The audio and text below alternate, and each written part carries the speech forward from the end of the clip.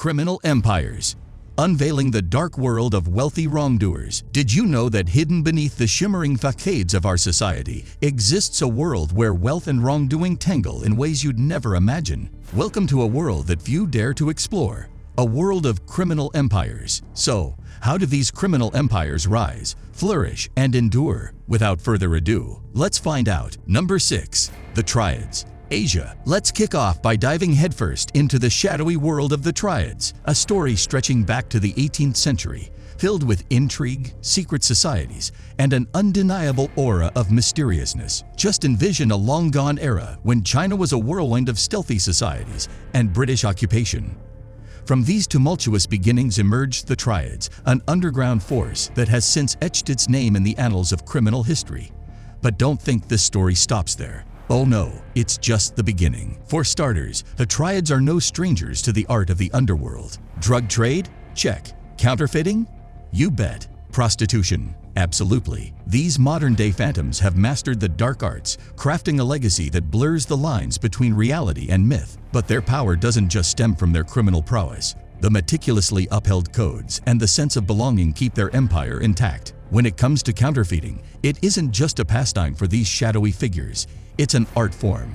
Transport yourself to a time when they were coining imitation coins and forging currencies, leaving their mark on history with every fake Hong Kong 50-cent piece. They thrived in the 60s and 70s, flooding the market with counterfeit cash and bootlegged books. As the world evolved, so did they, venturing into the world of knockoff designer goods and pirated entertainment. And then in 2018, the Triads made headlines by laundering an unfathomable $5.4 billion in Vancouver alone. With $4 billion funneled into real estate, the city's housing market skyrocketed, leaving ordinary citizens struggling to keep up. The Triads were not just criminals, but architects of wealth and influence. Number 5.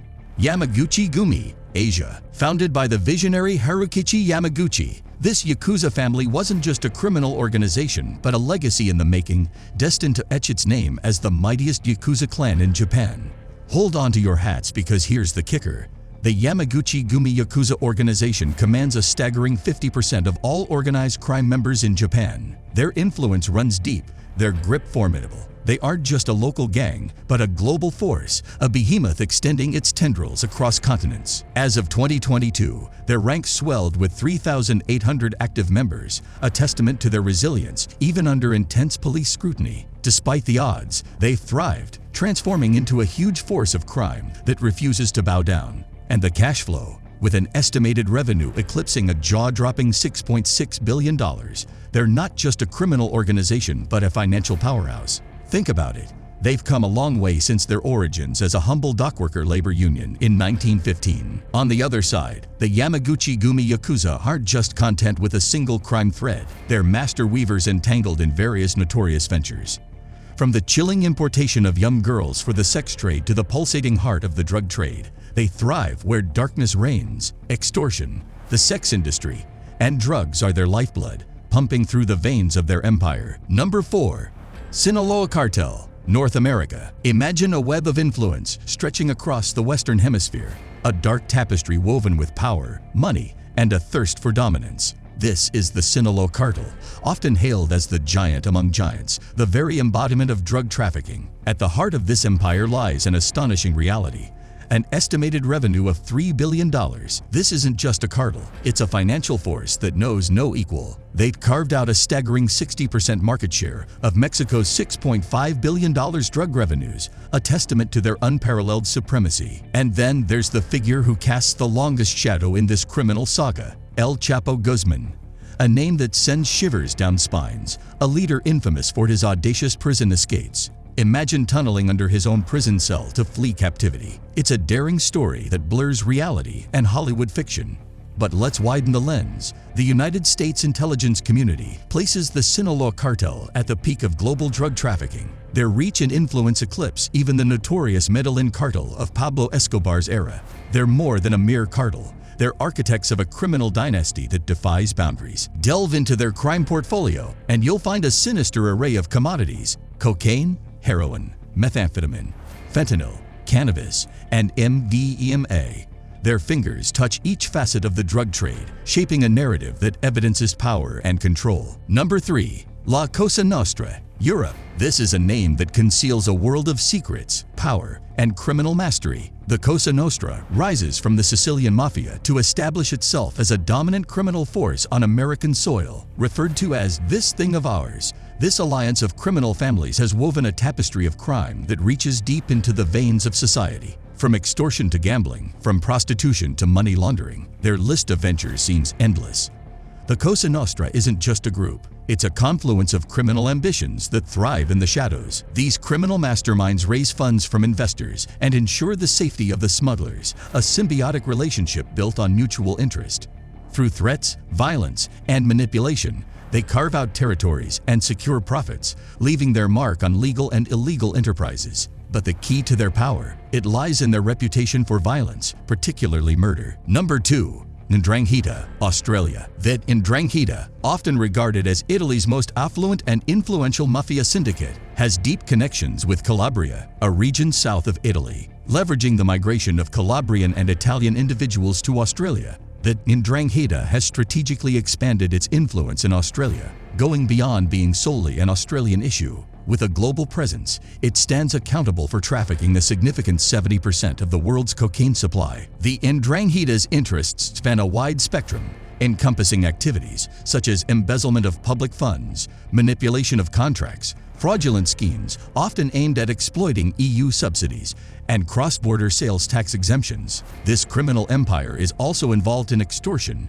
gambling, human and weapons trafficking, including the unlawful management of refugee centers, and environmental violations like dumping toxic waste. It doesn't stop there. High-level corruption strategies are also part of their sinister portfolio, but partnerships define their might even further. Their symbiotic relationship with South American cartels establishes them as the most reliable European partner. It's a nexus of criminal power that transcends borders and cultures, a testament to their ability to navigate the complexities of global crime. Numbers tell a story of wealth and power that's difficult to grasp.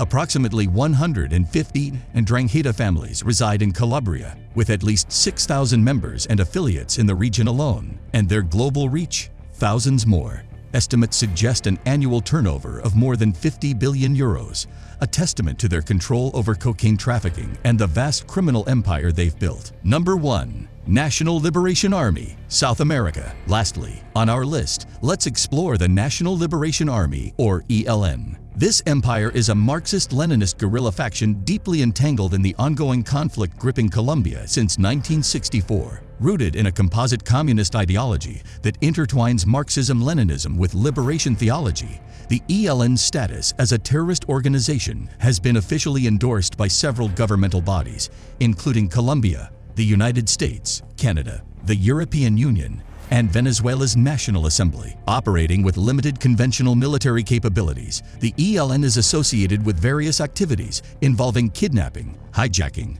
bombings, and extortion. An annual occurrence of hundreds of kidnappings for ransom is a key facet of their modus operandi, focusing on foreign employees affiliated with large corporations, especially within the petroleum sector. Notably, the ELN's audacity peaked when they kidnapped 8 foreign tourists. Beyond kidnappings, the ELN garners some of its income through levies on the illegal narcotics trade. Their disruptive prowess extends to assaults on energy infrastructure, leaving considerable damage in their wake. Pipelines and electric distribution networks bear the impact of their attacks. While the exact net worth of this criminal organization remains elusive, estimations suggest that in 1998 alone, the ELN accrued over $84 million through ransoms and an astonishing $255 million from extortion activities. And it's a wrap. What do you think? Will these criminal empires continue to conquer, or will there be an expiration date to their reigns? Will their powerhouses crumble under the weight of justice, or will they continue to adapt and thrive? Comment down below. That's it. Leave a like and subscribe. Don't forget to turn on the notification bell. Goodbye.